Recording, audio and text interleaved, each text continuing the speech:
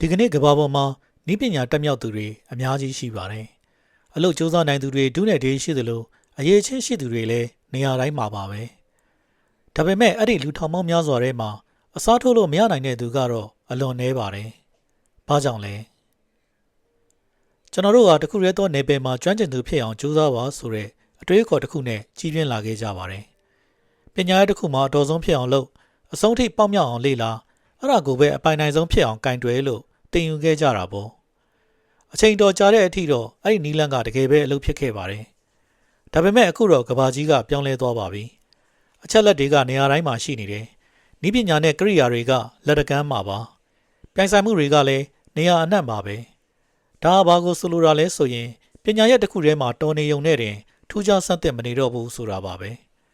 ဲပြီးတော့အကယ်၍ကျွန်တော်တို့ကထူးခြားမနေဘူးဆိုရင်အစားထိုးခံရဖို့ကတိတ်မခက်ခဲတော့ပါဘူးဒါကြောင့်ကျွန်တော်တို့မှာဘလောက်ထိအရေးချင်းရှိသလဲဆိုတာထက်ကျွန်တော်တို့မှာရှိတဲ့စွမ်းရည်အသီးသီးကိုပေါင်းစပ်လိုက်တဲ့အခါဘလို့အားအသင့်စရာတွေဖြစ်လာမလဲဆိုတဲ့တကယ့်မေးခွန်းကိုဖြေနိုင်ဖို့စက်ကြည့်လိုက်ရအောင်အရေးချင်း၏အမြင့်ဆုံးအကန့်အသတ် the scale ceiling ကျွန်တော်တို့အများစုသတိမထားမိကြပေမဲ့တိုးတက်မှုကိုတားဆီးထားတဲ့အကန့်အသတ်တစ်ခုရှိပါတယ်ကိုပိုပြီးတိုးတက်အောင်လုပ်လို့ရပါတယ်ပိုပြီးတော့လဲစူးစမ်းအားထုတ်နိုင်ပါတယ်နှစ်စဉ်နှစ်တိုင်းပိုပြီးတော်လာအောင်လဲလေ့ကျင့်နိုင်ပါတယ်ဒါပေမဲ့တစ်ချိန်မှာတော့ကျွန်တော်တို့ရဲ့တိုးတက်မှုဟာတနေရာမှာတင်ရပ်တန့်သွားတတ်ပါတယ်ဒီလိုဖြစ်ရတာဟာတကယ်တော့ကျွန်တော်တို့ဟာမမြင်ရတဲ့အတားအဆီးတစ်ခုကိုသွားပြီးတိုက်မိလိုက်လို့ပဲဖြစ်ပါတယ်အဲ့ဒါကိုအရေးအချင်းရဲ့အမြင့်ဆုံးအကန့်အသတ် the scale ceiling လို့ခေါ်ပါတယ် the scale ceiling ရဲ့သဘောတဘာဝကိုပိုပြီးထင်ထင်ရှားရှားမြင်နိုင်ဖို့လက်တွေ့ဘဝကပုံစံအချို့ကိုကြည့်ရအောင်ပါဥပမာ programmer တယောက်ဟာ coding မှာဘလောက်ပဲထူးချွန်ပါစေ marketing လို့ခေါ်တဲ့ဈေးကွက်ထိုးဖောက်မှုအတတ်ပညာကိုမတက်မြောက်ထားဘူးဆိုရင်သူဟာကမ္ဘာအကောင်းဆုံး product တစ်ခုကိုဖန်တီးနိုင်ပေမဲ့ဘယ်သူမှမသိတဲ့ product တစ်ခုကိုဖန်တီးနေမိတာနဲ့တင်လမ်းဆုံးနေပါလိမ့်မယ်အလားတူပါပဲကျောင်းဆရာတယောက်မှာအရေးချင်းရှိတဲ့သင်ကြားပြသမှုတွေရှိနေပေမဲ့ content creation လို့ခေါ်တဲ့အကြောင်းအရာဖန်တီးမှုပညာကိုမတက်မြောက်ထားဘူးဆိုရင်သူ့ရဲ့တန်ဖိုးရှိတဲ့ဘဝတုဒ္ဒတွေဟာစာသင်ခန်းလေးထဲမှာပဲပိတ်မိနေပြီးဘယ်တော့မှလူသန်းပေါင်းများစွာစီရောက်ရှိသွားမှာမဟုတ်ပါဘူးပြီးတော့ freelancer တယောက်ဟာဒီဇိုင်းပိုင်းမှာဘလောက်ပဲကျွမ်းကျင်ပါစေ negotiation လို့ခေါ်တဲ့ညှိနှိုင်းဆွေးနွေးမှုအတတ်ပညာကိုမတက်ဘူးဆိုရင်သူဟာသူ့ရဲ့ထူးချွန်တဲ့အရေးချင်းတွေကိုတစ်သက်လုံးဈေးပေါပေါနဲ့ပဲရောင်းချနေရသူတူဖြစ်နေပါလိမ့်မယ် scale တစ်ခုရဲ့အပေါ်မှာပဲအစွမ်းကုန်အားဆိုင်နေခြင်းဟာဘလောက်ပဲကောင်းမွန်နေပါစေအထက်ကိုဆက်တက်လို့မရနိုင်တဲ့ကြီးမားတဲ့ကန့်သက်ချက်နံရံကြီးတစ်ခုနဲ့တိုးနေတယ်လို့ပါပဲဒါပေမဲ့ဒီစီလင်ကိုဖောက်ထွင်းနိုင်တဲ့နည်းလမ်းတစ်ခုရှိပါတယ်အဲ့ဒါကတော့ state stacking ကျွမ်းကျင်မှုများထပ်ဆင့်ပေါင်းစပ်ခြင်းပါပဲဒီသဘောတရားကိုကမ္ဘာကျော် Debut ကတ်တုန်းဇာတ်ကောင်ကိုဖန်တီးခဲ့တဲ့ Scott Adams ကအရန်ကိုရှင်းလင်းအောင်ပြောပြခဲ့ပူပါတယ်သူကိုယ်တိုင်လည်းဒီကန့်သက်ကိုကြော်ဖြတ်ခဲ့သူတစ်ယောက်ပါအမှန်တိုင်းဝန်ခံရရင် Scott Adams ဟာကမ္ဘာအတော်ဆုံးကတ်တုန်းဆရာမဟုတ်ခဲ့သလိုအကောင်းဆုံးစာရေးဆရာဒါမှမဟုတ်စီးပွားရေးအမြင်အရှိဆုံးသူလည်းမဟုတ်ခဲ့ပါဘူးဒါပေမဲ့သူဟာကတ်တုန်းဆွဲနိုင်စွမ်းစာရေးနိုင်စွမ်းနဲ့စီးပွားရေးလောကအကြောင်းသိနာလည်မှုဆိုတဲ့အရေးချင်းသုံးခုစလုံးမှာအတော်အသင့်အဆင့်ထက်သာတဲ့အဆင့်လောက်ရှိခဲ့ပြီးအဲ့ဒါတွေကိုပေါင်းစပ်လိုက်တဲ့အခါမှာတော့သူဟာကမ္ဘာအဆင့်မီအောင်မြင်တဲ့ပုဂ္ဂိုလ်တစ်ယောက်ဖြစ်လာခဲ့ပါတယ်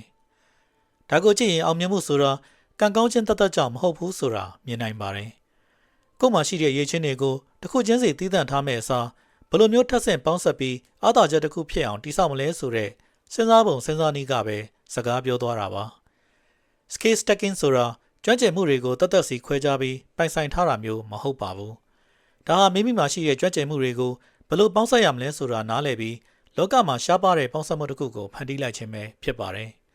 ဒီနည်းလမ်းနဲ့ပဲဘယ်သူမှအလွယ်တကူအတုမခိုးနိုင်တဲ့မိမိအတွက်သာတည်တံ့ဖြစ်တည်နေတဲ့ကိုယ်ပိုင်ခံတက်မုတ်တစ်ခုကိုတည်ဆောက်နိုင်မှာဖြစ်ပါတယ်ပေါင်းစပ်မှုများမှတစ်ဆင့်ရရှိလာသောအားသာချက်များအရေးချင်းတစ်ခုရှိနေခြင်းဟာတန်ဖိုးတစ်ခုကိုဖန်တီးပေးနိုင်ပါတယ်ဒါပေမဲ့အဲ့ဒီအရေးချင်းတွေကိုစုစည်းလိုက်တဲ့အခါမှာတော့အဲ့ဒီတန်ဖိုးဟာအစပေါင်းများစွာမြောက်သွားတတ်ပါတယ်ကျွန်တော်တို့ဟာနယ်ပယ်တစ်ခုထဲမှာရာနှုန်းပြည့်ထိပ်တန်းပညာရှင်တစ်ယောက်ဖြစ်အောင်ကြိုးစားနေမယ်ဆိုရင်အလားတူထိပ်ဆုံးကိုရောက်နေတဲ့အခြားသောပညာရှင်တွေနဲ့ပဲအမြဲတမ်းအပြင်းထန်ပြိုင်ဆိုင်နေရပါလိမ့်မယ်အကယ်၍ကျွန်တော်တို့ဟာဆက်နေတဲ့နယ်ပယ်၄-၅ခုမှာအသင့်အတင့်ထက်နည်းနည်းသာတဲ့ရေးချင်းတွေကိုပိုင်ဆိုင်ထားပြီးအဲ့ဒါတွေကိုပေါင်းစပ်လိုက်မယ်ဆိုရင်ကောအဲ့ဒီခါမှာတော့ကျွန်တော်တို့ဟာလောကမှာရှားပါတဲ့လူသားတစ်ယောက်ဖြစ်လာပါလိမ့်မယ်ဒီလိုရှားပါမှုကနေပဲကျွန်တော်တို့အတွက်အားသာချက် leverage တွေစတင်မြင့်ဖြားခံလာတာပါ ဒီလိုဖြစ်တည်မှုပုံစံမျိုးဟာသမိုင်းတစ်လျှောက်မှာအမြဲတမ်းရှိခဲ့ပါတယ်။ Henry Ford အင်ဂျင်နီယာအတတ်ပညာကိုစနစ်တကျလဲပတ်မှု system တွေနဲ့ပေါင်းစပ်ခဲ့ပြီးလူသန်းပေါင်းများစွာစီချဲ့ထွင်နိုင်တဲ့ထုတ်လုပ်မှုပုံစံသစ် production model တစ်ခုကိုတည်ဆောက်ပြခဲ့ပါတယ်။ Michael Jordan ဟာဘတ်စကတ်ဘောကွင်းထဲမှာအရက်အရှိဆုံးကစားသမားမဟုတ်ခဲ့သလိုအတမာဆုံးလည်းမဟုတ်ခဲ့ပါဘူး။သူဟာသူ့ထက်ခန္ဓာကိုယ်ထွားချိုင်းသူတွေလက်တံရှည်သူတွေနဲ့ရုပ်ပိုင်းဆိုင်ရာအားသာချက်ပိုရှိသူတွေကိုရှင်ပြိုင်ခဲ့ရတာပါ။ဒါပေမဲ့သူဟာသူ့ရဲ့ကစားသမားအရေးချင်းကိုစီကံရှိမှုဉာဏ်ရည်ထက်မြက်မှုတွေနဲ့ပေါင်းစပ်လိုက်တဲ့အခါမှာတော့ပြန်ယုံနေမဟုတ်တော့ဘဲအခြားသူတွေအားလုံးပြန်လည်နှိုင်းယှဉ်အားကျရတဲ့စံပြပုဂ္ဂိုလ် standard တစ်ယောက်ဖြစ်လာခဲ့ပါတယ်။ Steve Jobs ကတော့နည်းပညာကိုဒီဇိုင်းပိုင်းဆိုင်ရာအမှုပညာဆွဲဆောင်မှုရှိသောပုံဖော်တင်ဆက်မှုအတတ်ပညာ storytelling တွေနဲ့ပေါင်းစပ်ခဲ့ပြီးထုတ်ကုန်ပစ္စည်းတွေကိုလူတွေတန်းစီစောင့်ဆိုင်ပြီးဝယ်ယူခြင်းစရာကောင်းတဲ့အမှတ်တရအတွေ့အကြုံသစ် experience တွေအဖြစ်ပြောင်းလဲပစ်ခဲ့တာပါ။ဒီပုဂ္ဂိုလ်ကြီးတွေဟာအရေးချင်းတစ်ခုတည်းကိုပဲတိုးတက်အောင်လုပ်ခဲ့ကြတာမဟုတ်ပါဘူး။သူတို့ဟာအခြားသူတွေအလွယ်တကူအစားထိုးလို့မရနိုင်တဲ့ scale stacking တွေကိုဖန်တီးခဲ့ကြတာပါ။ဒါကြောင့်လဲသူတို့ရဲ့လုပ်ငန်းတွေသူတို့ရဲ့တန်ဖိုးတွေဟာအစမတန်ကြီးမားကျယ်ပြန့်လာခဲ့တာဖြစ်ပါတယ်။ဘာကြောင့်လဲဆိုတော့အောင်မြင်မှုရဲ့အားသာချက် leverage ဆိုတာစူးစမ်းအားထုတ်မှုတသက်ကနေပဲလာတာမဟုတ်လို့ပါပဲ။အဲ့ဒါဟာကျွန်တော်တို့ပိုင်ဆိုင်ထားတဲ့တန်ဖိုးတွေကိုဘယ်လိုပုံစံနဲ့စနစ်တကျပေါင်းစပ်တည်ဆောက်ထားသလဲဆိုတာပေါ်မှာပဲမူတည်နေတာဖြစ်ပါတယ်။လူအများစုဘာကြောင့်အားသာချက် leverage ကိုမပိုင်ဆိုင်နိုင်ကြသလဲ။ဒီအခြေအနေကိုရောက်တဲ့အခါမှာကျွန်တော်တို့အများစုဟာကိုယ့်ကိုယ်တိုးတက်အောင်ကြိုးစားကြပါတယ်။အရေးချင်းသစ်တွေကိုစတင်လေ့လာကြတာပေါ့။ဒါပေမဲ့ပြဿနာကအဲ့ဒီလိုလေ့လာတဲ့အခါမှာဥတီချက်မရှိဘဲဟိုဆက်ဆက်ဒီဆက်ဆက်ရှောက်လို့မိနေတာပါပဲ။ဒါလေးနည်းနည်းဟိုဟာလေးနည်းနည်းဆိုတာမျိုးပေါ့။အဲ့ဒီအရေးချင်းတွေကြားမှာဘာအချိတ်အဆက်မှမရှိသလိုဘဲကိုဥတီနေတယ်ဆိုတဲ့လမ်းကြောင်းလည်းမရှိပါဘူး။ဒါဟာအရေးချင်းတွေကိုတစ်ခုပေါ်တစ်ခုစင့်တင်နေတဲ့ stacking မဟုတ်ပါဘူး။ဒါဟာအားရင်တွေကိုဟိုတစဒီတစပြန့်လွင့်အောင်လုပ်နေတဲ့ scattering အရရက်ပြန့်လွင့်ခြင်းသာဖြစ်ပါတယ်။ဒီလိုပြန့်လွင့်နေတဲ့စူးစမ်းအထောက်မှုတွေဟာဘယ်တော့မှအစမတန်တိုးပွားလာမှာမဟုတ်ပါဘူး။အဲ့ဒီအစားကျွန်တော်တို့ကိုတုံညစီကိုပဲတဖန်ပြန်ရအောင်ခဏခဏပြန်ဆွဲချနေပါလိမ့်မယ်။ဒါကြောင့်လည်းအချို့လူတွေဟာနှစ်ပေါင်းများစွာစူးစမ်းပန်းစားအလုပ်လုပ်နေကြပေမဲ့တစ်ခါပြန်ကြည့်လိုက်တိုင်းအစကနေပြန်စနေရတယ်လို့မျိုးဘာကြောင့်ခံစားနေရတယ်လဲဆိုတဲ့အကြောင်းရင်းပါပဲ။ဒါဟာလူအများစုသတိမထားမိတဲ့ပုံစံကွက်တစ်ခုဖြစ်နေပါတယ်။အဲ့ဒါကတော့စနစ်တကျတိစောက်မှုမရှိတဲ့အားစိုက်ထုတ်မှုတွေဥတီချက်ပျောက်ဆုံးနေတဲ့အလုပ်တွေနဲ့အချိန်ဟုန်မတက်လာတဲ့ non compounding လှုပ်ရှားမှုတွေပါပဲ။အဲ့ဒီလိုအစမတန်တိုးပွားလာတဲ့အချိန်ဟုန် compounding မရှိဘူးဆိုရင်တော့ကျွန်တော်တို့မျှော်လင့်နေတဲ့အောင်မြင်မှုအားသာချက် leverage ဆိုတာဘယ်တော့မှပေါ်ပေါက်လာမှာမဟုတ်ပါဘူး။ scale stacking စနစ်ကိုလက်တွေ့တည်ဆောက်ခြင်း scale stacking ဆိုတာအရေးချင်းတွေကိုစုဆောင်းနေုံတသက်မဟုတ်ပါဘူး။အဲ့ဒီအရေးချင်းတွေကိုစနစ်တကျပြန်လည်ဖွဲ့စည်းတည်ဆောက်ခြင်းပဲဖြစ်ပါတယ်။ဒီနေရာမှာကျွန်တော်တို့အတွက်အရေးကြီးတဲ့အင်အားစုနှစ်ခုရှိပါတယ်။အဲ့ဒါတွေကတော့ကျွမ်းကျင်မှုအနက် depth နဲ့နယ်ပယ်အကျယ်ဝန်း breadth တို့ပါပဲ။လူတော်တော်များများဟာအလားအလာ potential မရှိကြတာမဟုတ်ပါဘူး။သူတို့မှာဥတီချက် direction မရှိကြတာပါ။အရာအလုံးဟာအချက်တစ်ချက်ကနေပဲစတင်ပါတယ်။အဲ့ဒါကတော့ပင်မရေးချင်း core scale သို့မဟုတ် depth ကျွမ်းကျင်မှုအနက်တစ်ခုခုရှိနေဖို့ပါပဲ။ဒါဟာလက်တွေ့လောကထဲမှာတကယ်ပဲအလုပ်ဖြစ်စေမဲ့အရာလူတွေကတန်ဖိုးထားပြီးငွေကြေးပေးချေဖို့ဆန္ဒရှိမဲ့အခြေခံအုတ်မြစ်မျိုးဖြစ်ရပါမယ်။ဘာကြောင့်လဲဆိုတော့ဈေးကွက်ကတန်ဖိုးမထားတဲ့အရာဟာဘယ်တော့မှအားသာချက် leverage အဖြစ်ပြောင်းလဲသွားမှာမဟုတ်လို့ပါပဲ။အကယ်၍ကျွန်တော်တို့မှာဒီအခြေခံအုတ်မြစ်မရှိဘူးဆိုရင်ရက်တီစရာနေရာတစ်ခုရှိလာမှာမဟုတ်ပါဘူး။ဒါပေမဲ့ပင်မရေချင်းတစ်ခုတည်းရှိနေုံနဲ့တော့မလုံလောက်ပါဘူး။အဲ့ဒီရေချင်းကိုပုံမအားကောင်းလာစေမဲ့ breadth နယ်ပယ်ကျယ်ဝန်းသို့မဟုတ်မြင့်တင်မှု amplification တွေလိုအပ်ပါတယ်။ဒါတွေကိုအစပေါင်းများစွာတိုးပွားစေမဲ့အရာများ multipliers လို့ခေါ်ပါတယ်။ဒီဘက်ဆောင်ဖြတ်ချက်နိုင်စွမ်းတွေဟာကျွန်တော်တို့ရဲ့ပင်မရေချင်းကိုပုံမခိုင်မာအောင်နယ်ပယ်ပုံမကျယ်ဝန်းလာအောင်နဲ့ပုံမတန်ဖိုးရှိလာအောင်ပံ့ပိုးပေးမှာဖြစ်ပါတယ်။ဥပမာအားဖြင့် video editor တစ်ယောက်ဟာ editing တက်ရုံနဲ့ freelance လုပ်နေတယ်ဆိုရင်သူ့ရဲ့ဝင်ငွေက project တစ်ခုချင်းစီအပေါ်မှာပဲမူတည်နေပါလိမ့်မယ်။ဒါပေမဲ့သူဟာ audience psychology နားလည်လာပြီး viral ဖြစ်စေတဲ့ structure တွေကိုသိလာတဲ့အခါမှာတော့သူဟာ editor မဟုတ်တော့ပါဘူး။သူဟာ growth engine တစ်ခုဖြစ်သွားပါပြီ။အရေးချင်းကတော့အတူတူပါပဲ။ဒါပေမဲ့ထွက်ပေါ်လာတဲ့ရလဒ်နဲ့လွတ်လပ်မှုကတော့လုံးဝကွာခြားသွားပါပြီ။ဒါပေမဲ့ဒီနေရာမှာကျွန်တော်တို့သတိထားရမှာကတော့အရေးချင်း scale ဆိုတာပထမဦးဆုံးအလွှာတစ်ခုသာဖြစ်တယ်ဆိုတာပါပဲ။အကယ်၍အဲ့ဒါကအရေးချင်းတစ်ခုရဲ့အဆင့်မှာပဲရပ်တန့်နေမယ်ဆိုရင် အဲ့ဒီအရာဟာအမြဲတမ်းသိငယ်နေပါလိမ့်မယ်မိမိရဲ့အချိန်ကိုပေးဆက်ရတဲ့အကန့်အသတ်အတွင်းမှာပဲပိတ်မိနေပါလိမ့်မယ်ဒီရည်ချင်းတွေကိုပေါင်းစပ်ပြီးဥတီချက်တစ်ခုတည်းစီစနစ်တကျလမ်းညွှန်ပေးနိုင်မှသာပုံမကြီးမားတဲ့အရာတစ်ခုအဖြစ်ပြောင်းလဲသွားမှာပါတကယ်တော့အရေးချင်းတွေကိုစနစ်တကျစူးစီးခြင်း real stacking ဆိုတာအရာအလုံးကိုတပြိုင်နက်တည်းအလောတကြီးလုပ်ယူရတာမဟုတ်ပါဘူးတစ်ထပ်ချင်းစီတိဆောက်ယူရမယ့်အရာပါအရေးချင်းတစ်ခုချင်းစီဟာကျွမ်းကျင်ပညာရှင်မာစတာအဆင့်ထိမဟုတ်တော့မှလက်တွေ့မှာကောင်းကောင်းအသုံးချနိုင်တဲ့အဆင့် usable အထိရောက်ရှိနေဖို့လိုပါတယ်။ဘာကြောင့်လဲဆိုတော့ skill stacking ဆိုတာပြည့်စုံမှု perfection အကြောင်းမဟုတ်ပါဘူး။အဲ့ဒီရေချွေးနေတစ်ခုနဲ့တစ်ခုအပြန်အလှန်အကျိုးပြုမှု interaction အကြောင်းပဲဖြစ်ပါတယ်။ဒီခါမှာမှကျွန်တော်တို့ရဲ့ရေချင်းတွေဟာပိုင်ဆိုင်မှု asset တွေအဖြစ်ပြောင်းလဲသွားမယ်။လူများစီကိုရောက်ရှိသွားမယ်။နောက်ဆုံးမှာတော့ကျွန်တော်တို့ကိုယ်တိုင်ပါဝင်ပတ်သက်နေစရာမလိုပဲအလိုအလျောက်လဲပတ်နေတဲ့အရာတစ်ခုဖြစ်လာပါလိမ့်မယ်။ဒီအချိန်ကြမှသာကျွန်တော်တို့ရဲ့စူးစမ်းအားထုတ်မှုတွေဟာတဖြောင်နဲ့သွားနေတဲ့လမ်းကြောင်းဟောင်းကနေရုံထွက်ပြီးအစမတန်တိုးပွားလာတဲ့အားသာချက် leverage အဖြစ်စတင်ပြောင်းလဲသွားမှာဖြစ်ပါတယ်။ scale တစ်ခုရဲနဲ့ရှင်သန်နေသူဟာအလုပ်လုပ်နေရသူတစ်ယောက်ပဲဖြစ်ပါတယ်။ scale stat တိစောက်နိုင်တဲ့သူကတော့စနစ်တစ်ခုကိုတိစောက်နေတဲ့သူဖြစ်ပါတယ်။အလုပ်လုပ်နေသူတွေဟာအချိန်နဲ့ဝင်ငွေလဲလှယ်နေကြတယ်။စနစ်တိစောက်တဲ့သူတွေကတော့အချိန်မပါဘဲတန်ဖိုးတွေဖန်တီးနေကြပါတယ်။စိုက်ပျိုးရေးသက်သက်ပဲလုပ်တတ်တဲ့တောင်သူတစ်ယောက်ဟာသူ့ရဲ့ထွက်ကုန်တွေကိုပဲရောင်းချနိုင်ပါတယ်။ဒါပေမဲ့ branding လို့ခေါ်တဲ့ကိုယ်ပိုင်အမှတ်တံဆိပ်တည်ဆောက်မှုနဲ့ဓာတ်ရိုက်အယောင်းဝယ် direct selling အတတ်ပညာကိုနားလည်ထားတဲ့တောင်သူတစ်ယောက်ကတော့သူဖန်တီးထားတဲ့တန်ဖိုး value ကိုပါရောင်းချနိုင်ပါလိမ့်မယ်။အဲ့ဒီအခါမှာသူဟာသူတစ်ပါးသတ်မှတ်ပေးထားတဲ့ဈေးနှုန်းကိုလက်ခံနေရသူမဟုတ်တော့ဘဲမိမိကိုယ်တိုင်ဈေးနှုန်းကိုထိန်းချုပ်နိုင်သူဖြစ်လာပါလိမ့်မယ်။စိုက်ပျိုးတဲ့မြေနေရာချင်းတူညီနိုင်ပေမဲ့သူပိုင်ဆိုင်လိုက်တဲ့ဩဇာအာဏာပါဝါကတော့နေပယ်တစ်ခုလုံးကိုလွှမ်းမိုးသွားပါပြီ။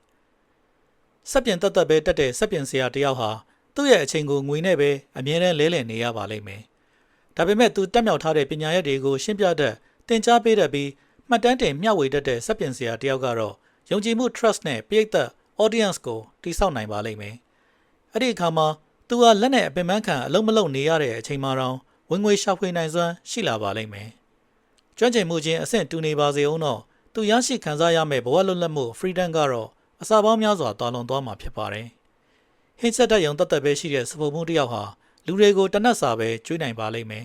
။ဒါပေမဲ့ဟင်းချက်တဲ့လုပ်ငန်းစဉ်တွေကိုပြန်လည်မျှဝေတတ်ပြီးမိမိရဲ့ဖန်တီးမှုတွေနောက်ွယ်ကခံယူချက်နဲ့အမှုပညာ philosophy and art ကိုထိထိမိမိတင်ပြတတ်တဲ့စပုံမှုတစ်ယောက်ကတော့လူတွေအချင်းချင်းခါခါပြန်လာခြင်းစရာကောင်းတဲ့အမှတ်တရတစ်ခုကိုဖန်တီးနိုင်ပါလိမ့်မယ်။အသုံးပြုရတဲ့အာရုံချင်းတူညီနေရင်တောင်မှအကျိုးသက်ရောက်မှုအတိုင်းအတာ scale ကတော့ကောင်းကင်နဲ့မြေကြီးလိုကွာခြားသွားပါလိမ့်မယ်။ဒီနေရာမှာထူးခြားဆန်းပြတဲ့ modern မော်တက်တွေပါရမီအသစ်တွေပေါ်ပေါက်လာတာမဟုတ်ပါဘူး။ပြောင်းလဲသွားတာတစ်ခုပဲရှိပါတယ်။အဲ့ဒါကတော့ကျွန်တော်တို့ပိုင်ဆိုင်ထားတဲ့အရေးချင်းတွေကိုပြန်လည်ဖွဲ့စည်းတည်ဆောက်လိုက်ခြင်းပဲဖြစ်ပါတယ်။ AI နဲ့ခေတ်သစ်အားသာချက်များအခုဆိုရင်ကျွန်တော်တို့ဟာအဆင့်တစ်ခုစီကိုစတင်ဝင်ရောက်လာခဲ့ပါပြီ။အဲ့ဒါကတော့ AI လို့ခေါ်တဲ့ဉာဏ်ရည်တုခေတ်ပဲဖြစ်ပါတယ်။လက်တွေ့အကောင့်တွေပေါ်မှု execution တွေဟာအရင်ကထက်ပိုပြီးလွယ်ကူသက်သာလာပါတယ်။ဒါဟာဘာကိုဆိုလိုတာလဲဆိုရင်အလုပ်တစ်ခုကိုလုပ်တဲ့ရုံသက်သက်ကနေရရှိလာမယ့်အားသာချက်ဟာပျောက်ကွယ်သွားပြီဆိုတာပါပဲ။တကယ်အားသာချက်ကတော့ဥတီချက် direction စီမှာပဲရှိနေပါတော့မယ်။ AI ဟာလုပ်ငန်းဆောင်တာ text တွေကိုအစားထိုးလှုပ်ဆောင်ပေးနိုင်ပါတယ်။ဒါပေမဲ့ဘယ်အရာကပိုပြီးအရေးကြီးသလဲဆိုတာကိုတော့သူကဆုံးဖြတ်မပေးနိုင်ပါဘူး။သူဟာလူသားတွေရဲ့ပတ်ဝန်းကျင်အခြေအနေ human context ကိုနက်နက်ရှိုင်းရှိုင်းနားမလည်နိုင်သလိုလက်တွေ့ဘဝအတွေ့အကြုံတွေကတဆင့်ရရှိလာတဲ့အတွေးခေါ်တွေကိုလည်းပေါင်းစပ်ပေးနိုင်စွမ်းမရှိပါဘူး။ဒါကြောင့်အောင်မြင်မဲ့သူတွေဟာအလုပ်တွေအများကြီးလုပ်နိုင်သူတွေမဟုတ်တော့ပါဘူး။အောင်မြင်မဲ့သူတွေဟာအခြေခံတိဆောက်ပုံ structure ကိုရှင်းရှင်းလင်းလင်းမြင်နိုင်စွမ်းရှိပြီးဘာကိုတိဆောက်ရမလဲဆိုတာကိုတိတိကျကျသိတဲ့သူတွေနဲ့အဲ့ဒီအရာတွေကိုအခြားသူတွေထက်ပုံမှန်မြန်ဆန်စွာအကောင့်ထဲပေါ်နိုင်ဖို့နည်းပညာကိရိယာတွေကိုကျွမ်းကျင်စွာအသုံးချတတ်သူတွေပဲဖြစ်လာပါလိမ့်မယ်။ကျွန်တော်တို့ရဲ့အရေးချင်းတွေ scale step ပိုပြီးခိုင်မာလေလေအဲ့ဒီတိဆောက်ပုံတွေကိုပိုပြီးပြပြတသားမြင်လာရလေလေပါပဲ။အဲ့ဒီကာမှာမှအခြားသူတွေကမျက်စိမိတ်မိခိုနေရတဲ့နည်းပညာကိရိယာတွေကိုကျွန်တော်တို့ကပုံမထိရောက်ကျွမ်းကျင်စွာအသုံးချနိုင်မှာဖြစ်ပါတယ်။ကျွန်တော်တို့ရဲ့ scale stacking လုပ်ငန်းစဉ်ကိုဖျက်ဆီးပစ်နိုင်တဲ့အမှားသုံးခုရှိပါတယ်။ပထမအမှားကတော့အရေးချင်းတွေကိုစုဆောင်းနေုံတသက်ကိုပဲတိုးတက်မှုလို့ထင်မှတ်မှားနေခြင်းပါ။လေ့လာကြည့်ရှုနေုံနဲ့တင်တိဆောက်ပြီးသားမဖြစ်သွားပါဘူး လက်တွေအသုံးမချတဲ့ဘ ഹുတုဒတွေဟာအနှစ်သာရမရှိတဲ့စိတ်ကူးယဉ်မှု illusion တွေသာဖြစ်သွားပါလိမ့်မယ်ဒုတိယအမှားကအချိတ်အဆက်မရှိဘဲအရေးချင်းတွေကိုစုပုံထားခြင်းပါအကယ်၍ကျွန်တော်တို့အလေ့လာထားတဲ့အရေးချင်းတွေဟာတစ်ခုနဲ့တစ်ခုအပြန်အလှန်အထောက်အကူမပြုဘူးဆိုရင်အဲ့ဒါတွေဟာအစပေါင်းများစွာတိုးပွားလာမှာမဟုတ်ပဲဒီအတိုင်းပဲငြိမ်သက်နေပါလိမ့်မယ်တတိယအမှားကတော့ခိုင်မာတဲ့အခြေခံကိုမရှိခြင်းပါအနက်ရှိုင်းဆုံးကျွမ်းကျင်မှု depth မရှိဘူးဆိုရင်ဘာတစ်ခုမှအရှိန်အဟုန်နဲ့တိုးပွားလာမှာမဟုတ်သလိုအရာအလုံးဟာအပေါ်ယံမှာပဲတန့်နေပါလိမ့်မယ် scale stacking ဆိုတာလက်တွေ့ကျတဲ့အခြေခံကောင်းတွေပေါ်မှာတိဆောက်ထားမှသာအလုပ်ဖြစ်မှာပါစနစ်တစ်ခုအဖြစ်တိဆောက်ခြင်းဒီနေ့ကျွန်တော်တို့ဆွေးနွေးခဲ့တဲ့အကြောင်းအရာအလုံးဟာအစပြုခြင်းတသက်သာရှိပါသေးတယ် scale stacking ဆိုတာပန်းနိုင်မဟုတ်ပါဘူးအဲ့ဒါဟာခိုင်မာတဲ့အခြေခံအုတ်မြစ် foundation တစ်ခုသာဖြစ်ပါတယ်ဘာကြောင့်လဲဆိုတော့အရေးချင်းတစ်ခုတည်းနဲ့တင်အစမတန်ကြီးမားကျယ်ပြန့်တဲ့ရလတ် scale ကိုမဖန်တီးနိုင်လို့ပါပဲအဲ့ဒီအရေးချင်းတွေကိုအခြားသောအရာတွေအဖြစ်ပြောင်းလဲပြရမှာပါတန်မိုးရှိတဲ့ပိုင်ဆိုင်မှု access တွေအဖြစ်တန်မိုးတွေကိုပြန့်နှံ့စေတဲ့ဖြန့်ကျက်မှု distribution တွေအဖြစ်နဲ့တန်မိုးတွေကိုအစပေါင်းများစွာတိုးပွားစေတဲ့စနစ် system တွေအဖြစ်ကိုပြောင်းလဲရမှာဖြစ်ပါတယ်အခုဆိုရင်တော့အောင်မြင်မှုရဲ့ပုံစံကွက် pattern တစ်ခုလုံးကိုကျွန်တော်တို့စတင်မြင်တွေ့နေရပြီဖြစ်ပါတယ်ဒါဟာအရင်ကထက်ပိုပြီးလေးလာနေဖို့ထက်အရာရာကိုမှန်ကန်စွာတိဆောက်တတ်ဖို့ပဲဖြစ်ပါတယ်အရင်ကကဘာဟောင်းမှာတော့ကျွန်တော်တို့ဘာလို့တလဲဆိုတာအပေါ်မှာပဲမူတည်ပြီးအကျိုးအမြတ်ရခဲ့ကြတာပါဒါပေမဲ့ကဘာသစ်မှာတော့ကျွန်တော်တို့ရဲ့တန်ဖိုးတွေဟာကျွန်တော်တို့ကိုယ်တိုင်ပါဝင်နေစရာမလိုပဲဘလောက်ထိကြဲကြဲပြန့်ပြန့်ရောက်ရှိသွားနိုင်တယ်လဲဆိုတာအပေါ်မှာပဲမူတည်ပြီးရလဒ်တွေရရှိလာတော့မှာပါစူးစမ်းအားထုတ်မှု effort ဆိုတာအင်ဂျင်ကိုလဲပတ်စေတဲ့လောင်စာစီပါပဲဒါပေမဲ့အားသာချက် leverage လို့ခေါ်တဲ့စက်ယန္တရားမရှိဘူးဆိုရင်တော့ခိုင်မာတဲ့အရာတစ်ခုကိုမတိဆောက်နိုင်ခင်မှာရင်အဲ့ဒီလောင်စာတွေဟာအလားအသက်လောင်ကျွမ်းသွားပါလိမ့်မယ် scale stacking ဆိုတာအဲ့ဒီလိုပြောင်းလဲမှုတွေစတင်ရနေရပါပဲ scale တစ်ခုတည်းဟာကန့်သက်ချက် limit ရှိတဲ့ ceiling တစ်ခုပဲဖြစ်ပါတယ် scale တစ်ခုကအလုပ်တစ်ခုရစေနိုင်ပါတယ် state step တစ်ခုကတော့ကဘာတစ်ခုကိုဖန်တီးပေးပါလိမ့်မယ်ကျွန်တော်တို့ရဲ့အနာဂတ်ခီးလမ်းမှာပိုင်ဆိုင်ထားတဲ့အရေးချင်းတွေကိုအားသာချက်တွေအဖြစ်ပြောင်းလဲပြီးပုံမအောင်မြင်တဲ့ဘဝတွေကိုပိုင်ဆိုင်နိုင်ကြပါစေလို့ဆုတောင်းပေးလိုက်ပါတယ်အခုဗီဒီယိုလေးကနေတစ်ခုခုရရှိသွားတယ်ဆိုရင်တော့ like လုပ်ပေးဖို့နဲ့အခြားသူတွေစီကိုလည်း share ပေးဖို့တောင်းဆိုချင်ပါတယ်နောက်ထပ်တန်ဖိုးရှိတဲ့ဘုသူတ္တတွေဆက်လက်လေ့လာနိုင်ဖို့ကျွန်တော်တို့ရဲ့ channel ကိုလည်း subscribe လုပ်ထားဖို့မမေ့ပါနဲ့အောင်အားလုံးကိုကျေးဇူးတင်ပါတယ်